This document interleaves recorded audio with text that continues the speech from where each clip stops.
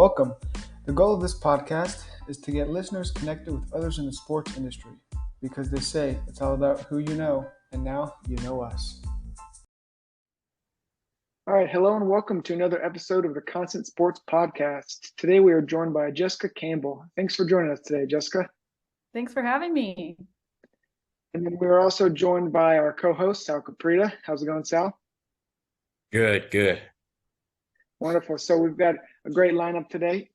Before we dive into the deep end here, I want to give the listeners and viewers a little background of Jessica. So Jessica graduated from Pepperdine University with a degree in integrated marketing communication. Jessica is the CEO and founder of PO3 Agency, an agency that offers marketing, public relations, social media, consulting, management services for companies, brands, podcasts, talent, products, and much more. There's much more we'll dive into with Jessica there. That's just scratching the surface. So we're looking forward to diving in today and getting to learn more about Jessica and what she's got going on. So can you tell the listeners, I guess, and viewers kind of about your time at Pepperdine, your marketing and communication degree, and kind of how you got into that? Well, funny and embarrassing story I'll start off with. I went there for business, and then I took my first few econ classes and I said, this is not for me. So that's how I ended up in marketing and communications. And I have honestly learned so much from that program that I still use, and I get to guest speak there all the time in the classes that I took, which is really special. So loved my time there, loved what I learned, and definitely still use it all. And the business side, I think I could have definitely learned too, but it was great. Yeah, no, that's I feel like that's a lot of us when we first get into college. It's you get in those like chemistry classes, econ classes, and you figure out like, wait a second, this isn't how it should work. I got to change paths here. So that's awesome that you kind of found your route, found your your area of expertise you're going to go into. And then after you graduated from Pepperdine, what was it like kind of getting into the workforce? Once you graduated, what were some things you tried to do to separate yourself? Good question. I graduated during COVID. So COVID started my junior year when I was ending my internship that I had in college as the sports marketing intern for the John R. Wooden Award, which is ESPN's College Basketball Player of the Year award. And that is basically where I got my start in the sports industry. And I designed all ESPN Sports Center for a lot of the stars at the time that were up for the award, like Trae Young, DeAndre Ayton, Asia Wilson. That was the class I worked with and for. And so it's really exciting to be where I am today, still working with that kind of group of people. But that was my introduction. And so when COVID happened and my internship ended around the same time, my boss and I still wanted to work together. So we formed a podcast called Sports for Positivity, where we interviewed professional athletes and entertainment figures on what they did for the community and how they used their voice and platform to cultivate positivity at such a negative time. I'm sure you guys remember.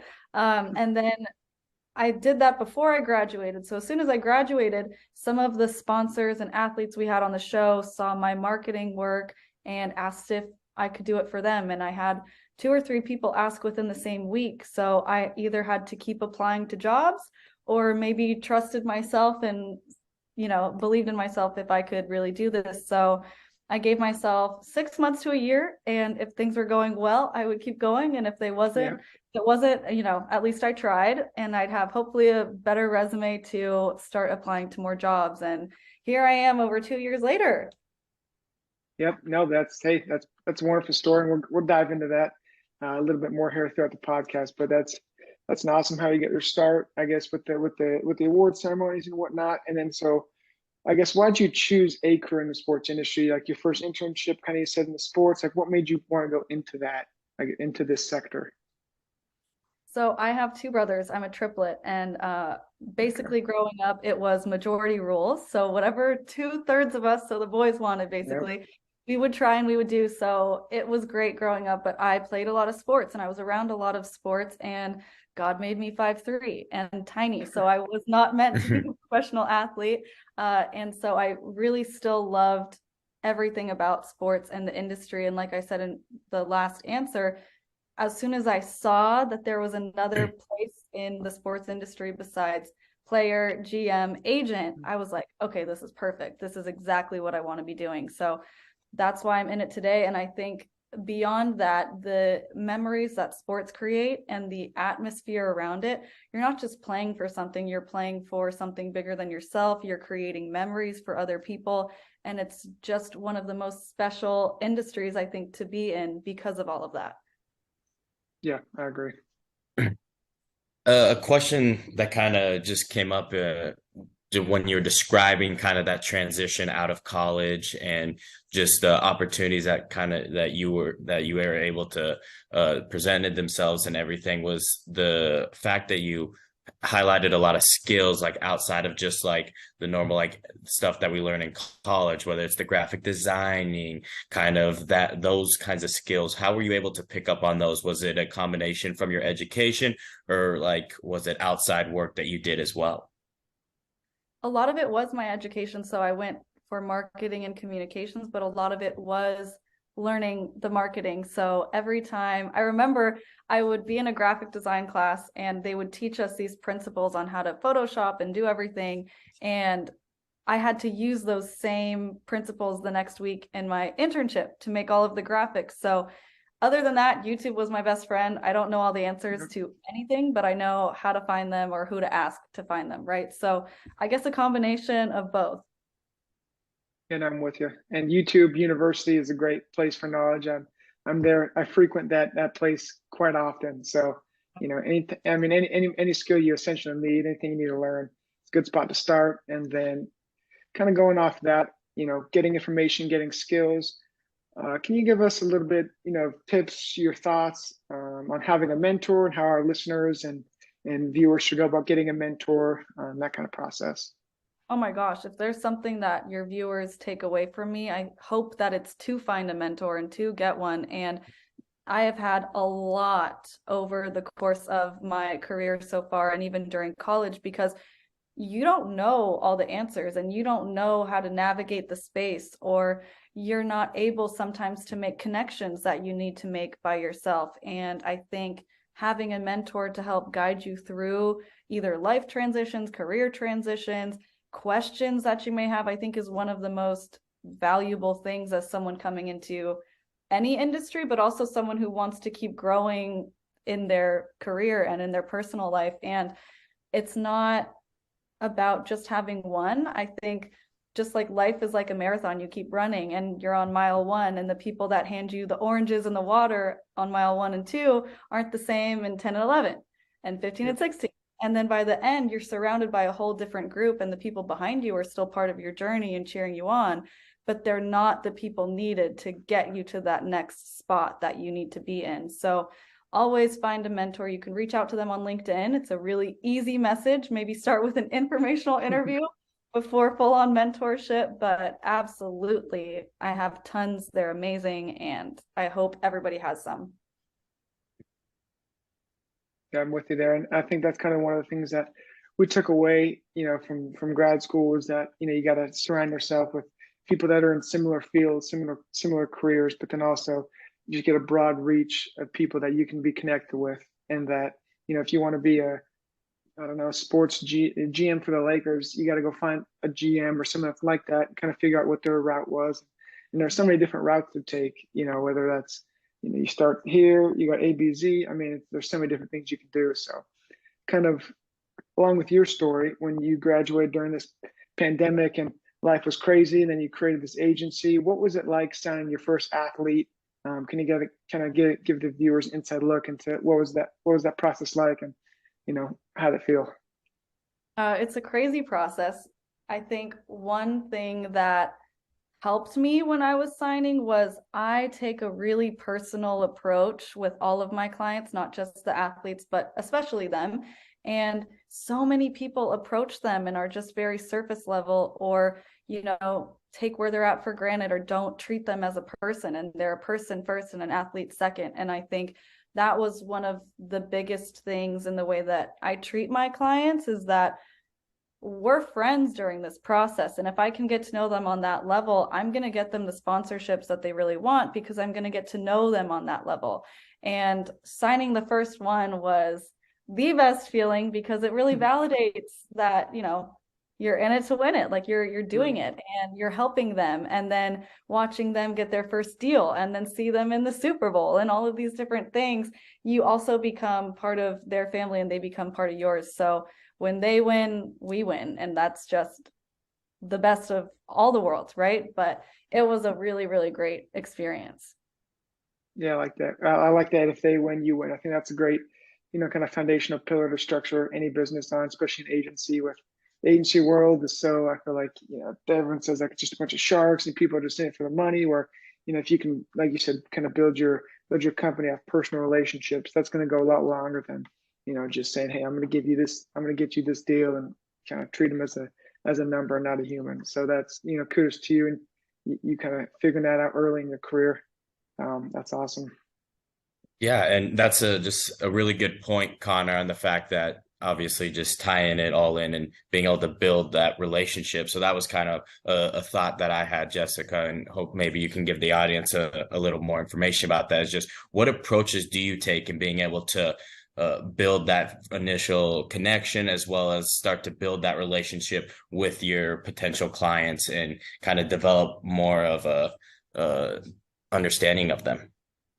Well, just like how you guys researched me and have specific questions for me before this show to make me feel welcome and understood and valued during this interview process, it's the same thing that you want to do for your potential clients. And so you kind of have to be a little bit creepy, right? You cyber stalk them, you look at all of their college, school, education history, you learn their playing history, you learn everything there is to know about them that's available online, so that you can really tailor your conversation, your package, your strategy towards them personally. And it does take a lot of effort and work, and not a lot of people put that in. But I think when you have personalized questions and understanding of who they are, how they operate, what their upbringing was like, you're really able to start the relationship off strong. It's like dating somebody. Like you have to get to know them, and you have to ask them questions, and you have to answer their questions too. And I think just being open and having those conversations are really important from the beginning. But that's how I really tailor the first meeting and the first interaction. Is I get to know them as best I can, and then we'll have a lunch or a Zoom call so I can get to know them better and talk to them about our strategy moving forward. But that's one of the ways. Absolutely. No, I think that's huge. And it just shows kind of your passion for it, and being able to go and do that work, that extra work. It shows that client or prospective individual kind of your passion for it, and that you truly do care about your work and what you're doing. Mm-hmm. Yeah, true. And then kind of speaking on a little bit about the strategy and implementation. So how have you grown from 0 clients to over 100, kind of in this space? Has your strategy changed? How has it developed over this, I guess, 2-year time frame? Oh my gosh, of course it's changed. If I stayed the same from the very beginning, I don't even know where we would be right now. But I think that's one of the most important things, is being able to see the market change and be able to adapt to it. So the packages and the offerings that we had at first, of course, we still have a few of them, but things have changed so much in the sports and entertainment industry and in the world drastically over the past 2 years. So we've adapted, we've changed, we've opened up more services, we've cut out some that people don't really need anymore, and we're just going with the flow. We're changing as we see fit. And then even as a client or a group of clients, like we do a lot of NIL work, and some schools are asking us to give marketing help to their entire program or to just one specific sport, and that wasn't something we offered at the beginning. And so now we had to make a new package, make a new system, and be able to offer that exclusively to some schools, but then be able to change it and make it customized to the different sports and individuals and teams, right? So that's one example, but oh my gosh, so much change.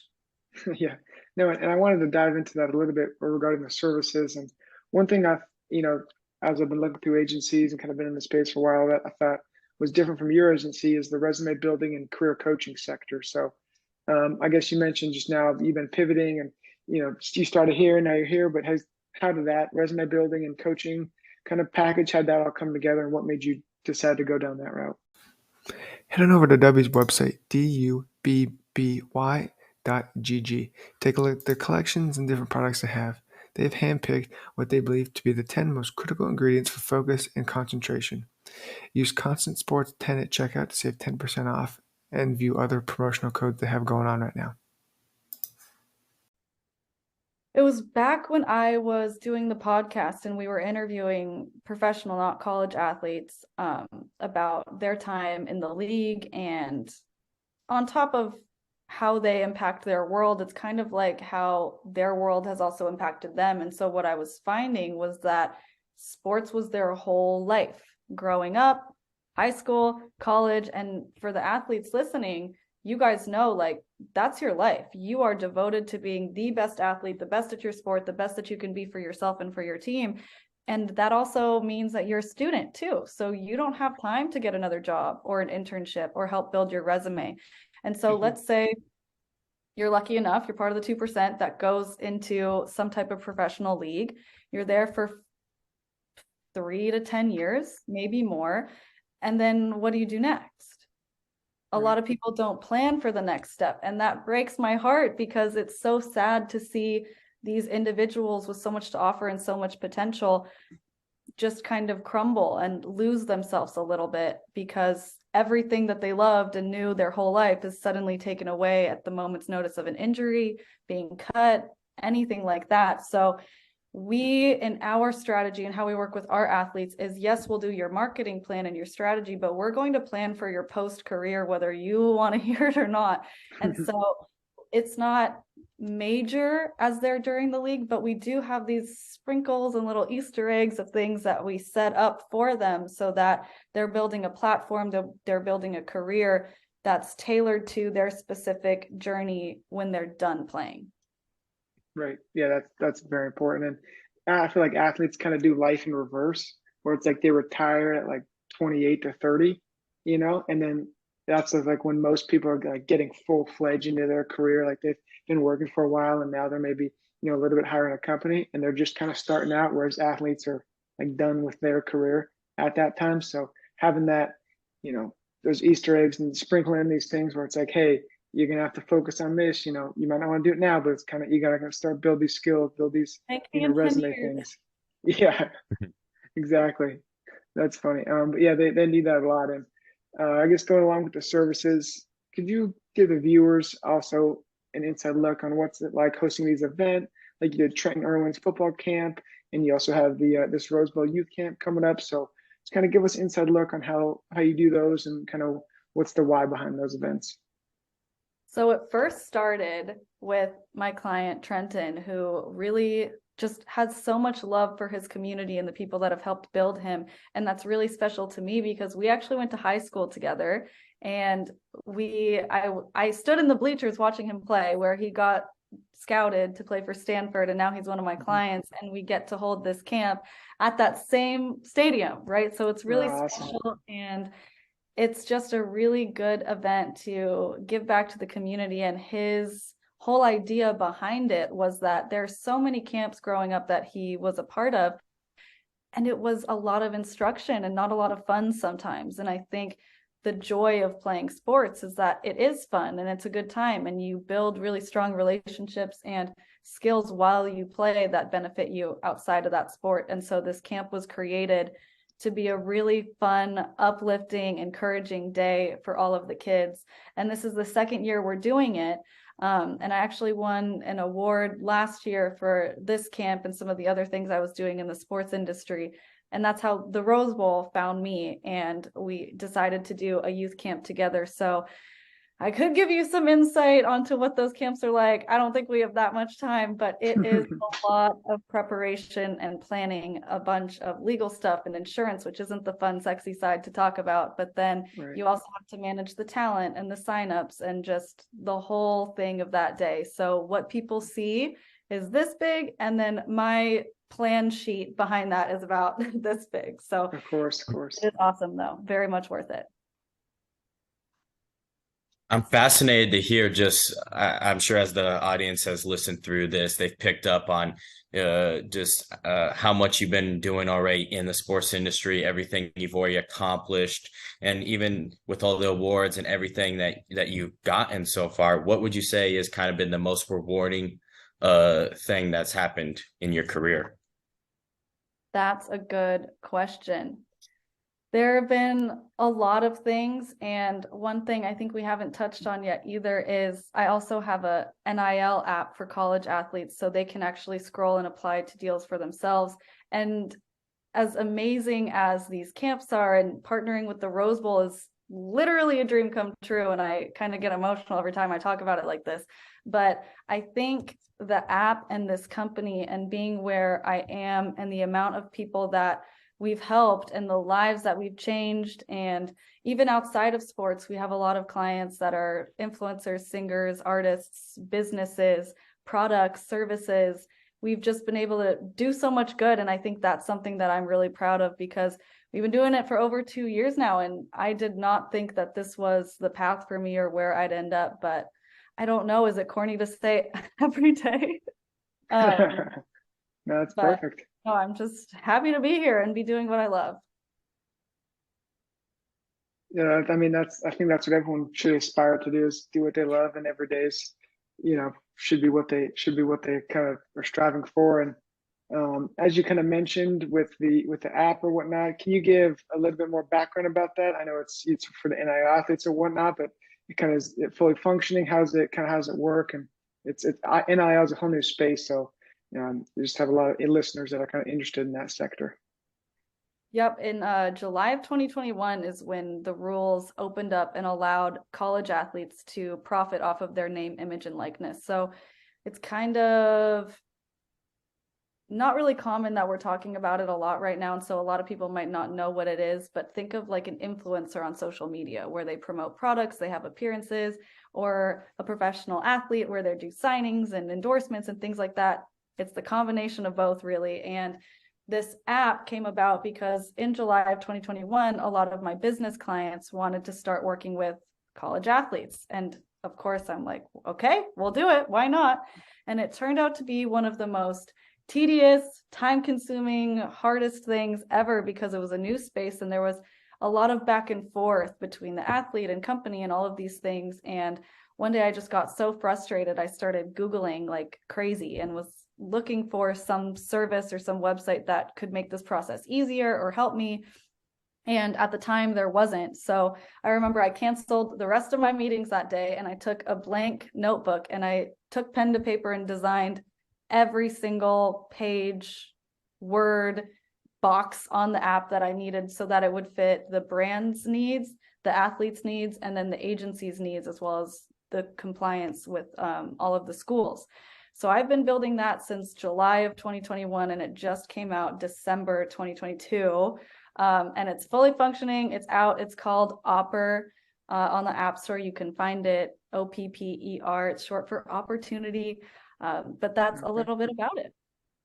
Perfect. Yeah, we'll plug that in there for the athletes listening, and hopefully we can kind of promote that and get it out on the airways and get some deals done for those NIL clients and athletes. Awesome. Yep. It's just so huge, obviously, with NIL just being just legislation that was just passed recently within the couple of years, and kind of the wild, wild west is when the kind of what happened. So getting more information, more education out, and having an application like this for people to utilize and get up to date and kind of a all one-stop shop for NIL, that's really cool and fascinating. It's been the best journey, designing it, building it, putting it out there. I've learned more in the past year and a half from that than absolutely anything. So it's been a labor of love, really. And I'm glad that it's out there. People are using it. Deals are happening. It's going great. Yeah, that's beautiful, beautiful. And so as we've kind of had this discussion, where I feel like every time you see an opportunity, you've seized it, and you've kind of gravitated to those during COVID, whether it's this NIL app. You're kind of your whole career kind of encompasses that of an entrepreneur. So what are some skills, maybe some talents or whatnot, that are essential for, I guess, any future entrepreneur listening or someone that they was interested in the sports industry itself? The ability to function off of little to no sleep. No, I'm just kidding. No, I mean that. I think believing in yourself is probably one of the biggest things, and you have to kind of be a little bit crazy to go out and start something that only you at the time believe in, and then build it and make other people believe in it in terms of clients coming on, people supporting you. And I think that one of the best pieces of advice I've ever gotten, and so I'm going to give it, is don't fake it till you make it. You have to fake it right from the start, or believe it right from the start, really, because there's no making it if you're faking it. Like, you have to truly believe in what you're doing, believe that you're good at it, believe that you can change whatever it is that you want to be changing and doing. Otherwise, nobody else is going to. And I think that is one of the best pieces of advice I got. And so one of the best pieces of advice I can give to answer this question. Yep, no, I'm with you 100%. It's all about the belief and just trusting yourself. Really, at the end of the day, is kind of what it comes down to. Is we all progress in our careers, and I guess as you move forward in your career, you've already done so much for the community and for the area. But as you move forward in your career, how are you planning on continuing to impact your community and shape the next generation of entrepreneurs? I love that question. My internship shaped me so much, and if I didn't have that, I honestly don't think I would be here today. So one of the first things I started when I opened up this agency was our internship program, and I've structured it in a way where we get about 4 to 6 new interns per quarter, and I really tailor the experience to each individual in terms of I give them tasks that actually will impact their future career goals. And so they're not just researching and filling out spreadsheets, they're actually doing things that matter. And if they are researching and filling out spreadsheets, I show them where it goes and how it impacts the business and our clients in the long term too, so they know exactly how they're making an impact. And that's one of the biggest ways that I hope I'm shaping and helping this next group of entrepreneurs coming up, and giving them the skills that I got when I was their age and that I wish I had gotten when I was their age. And then with the community, that's really important to me too. And so another one of the things I first started was our quarterly cause program. And every quarter as well, we pick a charity or event or cause that just needs a little bit of extra help. And we'll go in and donate our services, our time, or something along those lines to help make that charitable event a success. Yeah, wonderful. Well, that's great. That just shows how much you're invested in the community, and I think it's just for future people that are trying to get into space, it's just kind of getting out there and doing it, essentially, like making it happen. And if you're just sitting back and waiting for things to happen, and more often than not, nothing's going to happen. But it just goes to show that. Yeah, exactly. You'll be too late to the game, and then you're done for. Yeah, wonderful. And then just kind of to wrap up, we appreciate you jumping on today, and we try to keep these in 30 minutes. I know we could talk for hours here, but you're a busy lady, so we'll let you get going here. We'd just like to finish up kind of with a no huddle. So I'll ask you about 5 to 6 questions. Just kind of the first thing that comes to mind, just rattle it off. So we'll start off with, what is your favorite book? My favorite book right now, I think, is The Power of Negative Thinking by Bob Knight. Really, really good.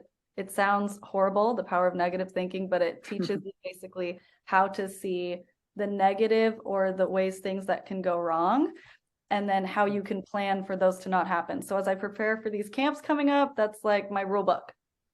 Yep. Yeah, I guess I feel like it's positive self-talk, kind of the backside of that. So that's yes. Wonderful. So, and then what medium do you use to stay up within the sports industry? I follow every single team, as many athletes as I can, as many reporters as I can. I want to always see what's going on. So I think just immersing myself, and I don't scroll mindlessly on LinkedIn or Instagram that much, because everybody I follow teaches me something, or something is educational. So that's a big one. And then of course, The Athletic, front office sports, all the good stuff. Yep. All those are must follows for those wanting to be in the sports industry. And then this might be a hard one, but what's your favorite marketing and/or project you've worked on? I don't know. I think these camps are really, really special. The Rose Bowl camp has been probably my favorite one to date. Yep. Yeah, that one's going to be awesome. And that's March 19th, correct? March 19th, 2023. We'll put it on the calendars. Anyone in the LA area, that's a must have stop for yourself during that camp time. So we'll put that out there. And then, how can others get connected with you and follow your work? My Instagram is at jess.campbell3, Campbell just like the soup. My agency is at PO3 agency, I think on all socials, and then Opper is at _OPPER_, I believe, on all socials as well. All right, well, we'll get that out there. And then if we'll kind of give you the floor here. If you want to add any comments or anything, the floor is yours. Oh, you're putting me on the spot. I would say anything you want to do, you can accomplish, and always think of something bigger than tomorrow. So whatever you're doing today has a larger impact tomorrow, as in terms of you should be thinking 10 years ahead and planning that far ahead, because truly everything you're doing right now affects who you will become. Wow, I love that. You have to put that on Amazing. a t-shirt and sell that. Yeah, that was something right there. That's That the trick. was awesome. You gotta go trademark that and get that established. There you go. Well, thanks, Jessica, for coming by today. We really appreciate it. This is going to be great, and this is just for our viewers and listeners needed. So yeah, we appreciate you stopping by, and we're looking forward to getting this out there and staying connected in the future. Thank you so much, and me too. Head on over to W's website, dubby.gg. Take a look at the collections and different products they have. They've handpicked what they believe to be the 10 most critical ingredients for focus and concentration. Use Constant Sports 10 at checkout to save 10% off and view other promotional codes they have going on right now.